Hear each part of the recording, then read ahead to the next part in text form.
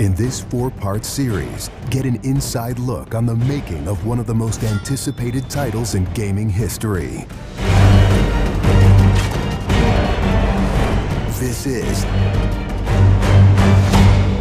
Inside Assassin's Creed 3.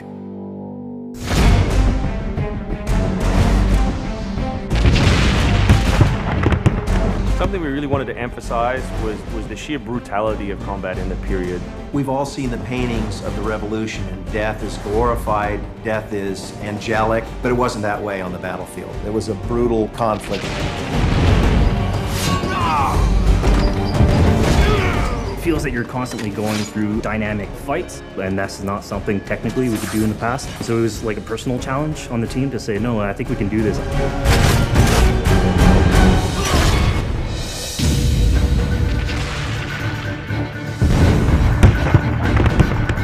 These armies are filled with different types of weapons. So, you have everything from muskets, you have grenadiers, you have guys with boarding axes.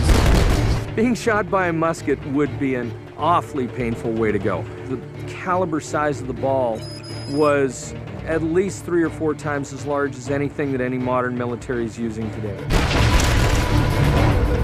After the muskets were discharged, they would charge with their bayonets. What basically is a giant spear, and he has every intention of running that through you. They would shoot and then they would march, and that hand-to-hand combat was really brutal. And whether it's people using a bayonet affixed on the end of a musket, a small hatchet, this is a kind of killing that is very mano a mano.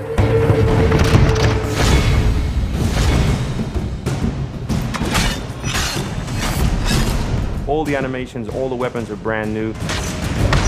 It was interesting to start on a new style of fighting that is much more close and aggressive. Connor's favorite weapon is the tomahawk, obviously super deadly in hand-to-hand combat. Also the bow and arrow. It fits with his native heritage and it's lethal. The rope dart, it's a real accurate Chinese tool that we found the references for that period as well. He can use it from the ground, so he can bring the enemy towards him. It gives him the ability, for example, on a tree, to hang someone from above.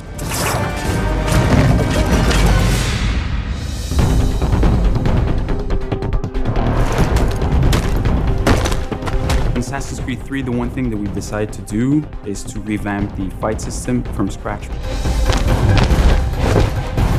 We wanted the skill in the combat in the game to be about transitioning from character to character by choosing the right moves, by performing them correctly. It allows you to basically mow your way through large numbers of people if you're good enough without stopping. What do you do if you go into a bunch of guys with muskets and they try and shoot you? So we had to figure out, can you dodge them? Can you run away? And we've added all these options, but our big one is the meat shield, where you can grab a guy and he gets shot instead. Our mocap guys are stuntmen. We spend a long time with them rehearsing and figuring out exactly what would be the greatest choreography for it to go through, like multiple people. Connor is trained in a very different style of fighting to the British soldiers. The close quarters flow of the combat that's happening between the punches, the kicks, and everything else is indicative of what happens in the real world.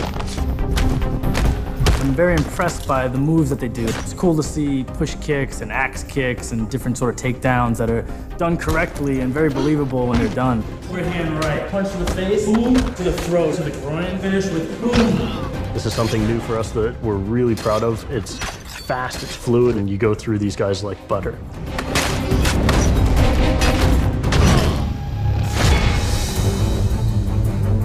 Connor is essentially the first guerrilla fighter. He's someone whose goal is always to move behind enemy lines, to pick off his target, and to escape.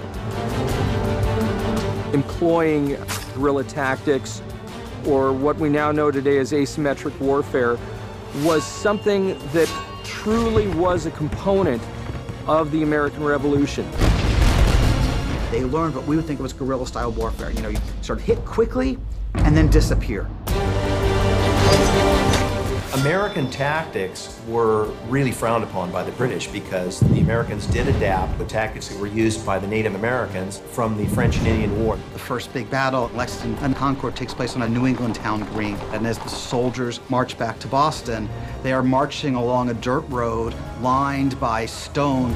It's not the most effective strategy, wearing your bright red coat and march through the woods while some farmer's trying to shoot at you.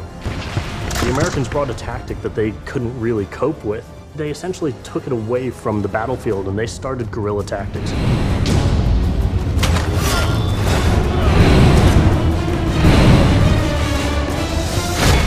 Next time on Inside Assassin's Creed 3, the hero behind the war. Connor is the hero of the American Revolution. He's a bit more like Dirty Harry. Connor is the current-day Special Forces soldier. Silent, stealthy.